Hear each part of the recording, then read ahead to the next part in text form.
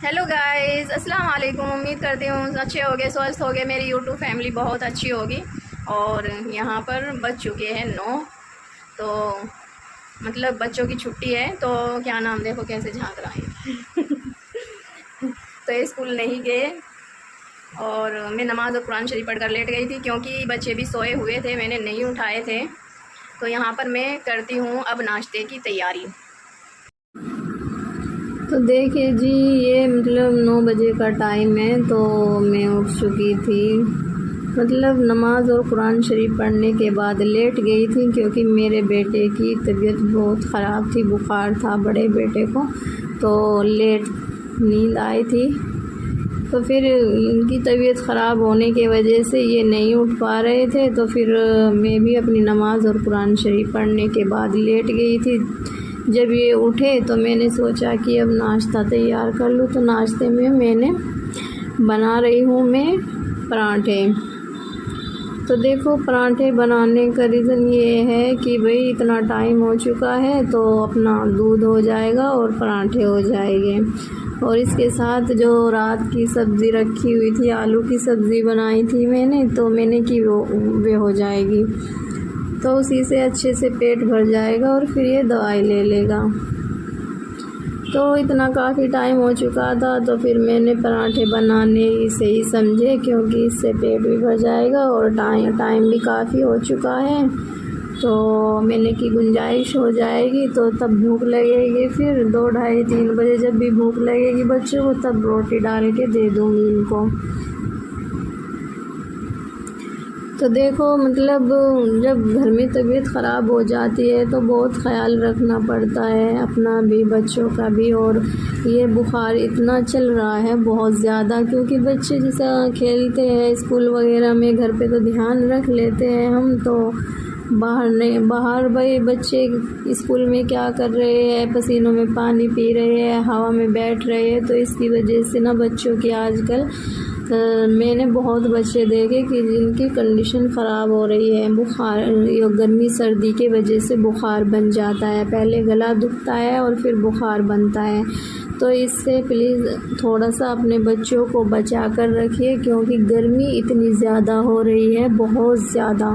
इस गर्मी से इतने परेशान हैं, अल्लाह से दुआ कीजिए कि अल्लाह ताला अपनी रहमत की बारिश अता फ़रमाए। और ये यहाँ पर देखो, मैं दूध जो मीठा कर रही हूँ वो गुड़ से कर रही हूँ। पहले मैं शक्कर से कर रही थी, तो शक्कर ख़त्म हो गई, तो ये गुड़ रखा हुआ था मेरे पास।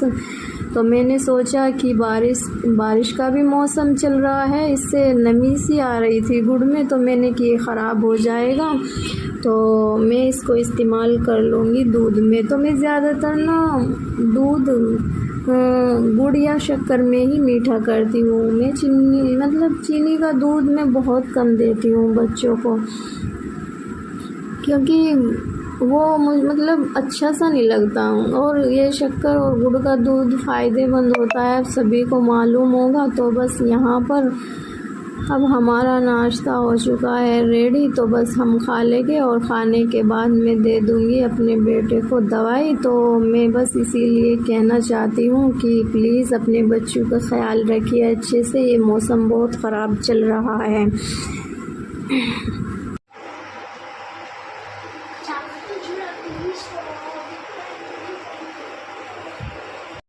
तो देखो जी, मैंने कर दिए हैं सारे बर्तन साफ़ नाश्ते के। तो हमारा नाश्ता और लंच हो गया है साथ के साथ, क्योंकि आज हमने लेट किया था नाश्ता, मतलब 10 ही बज गए थे नाश्ता तैयार करने में। तो फिर हमने खाना और नाश्ता हमारा साथ के साथ हो गया था।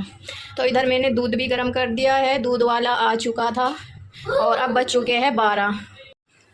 तो देखो जी, यहाँ बज चुके हैं अब शाम के 5, और मैं बनाऊँगी अब कॉफ़ी।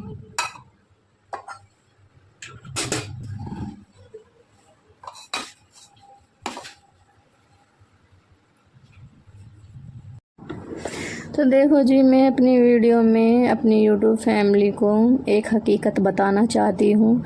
और हकीकत ये है कि 2 बेटे और माँ, तो बेटों के वालिद का इंतकाल हो चुका। तो मतलब 15 दिन एक बेटे के पास खाना हो गया उसका, और 15 दिन एक दूसरे बेटे के पास। तो 15-15 दिन थे दोनों बेटों के पास। तो जो मतलब 1 महीने का जो एक दिन होता है, तो उसमें उसको खाना नहीं मिलता था, तो वो उस दिन रोज़ा रखती थी और नमाज़ पढ़ती थी, और वो इतनी खुश रहती थी बहुत ज़्यादा उस दिन। तो एक दिन ऐसा हुआ कि वे दोनों फैमिली पार्टी में जा रही थी, तो उन्होंने बोला कि माँ आज अपने आप बना के खा लेना खाना, और हम पार्टी में जा रहे हैं।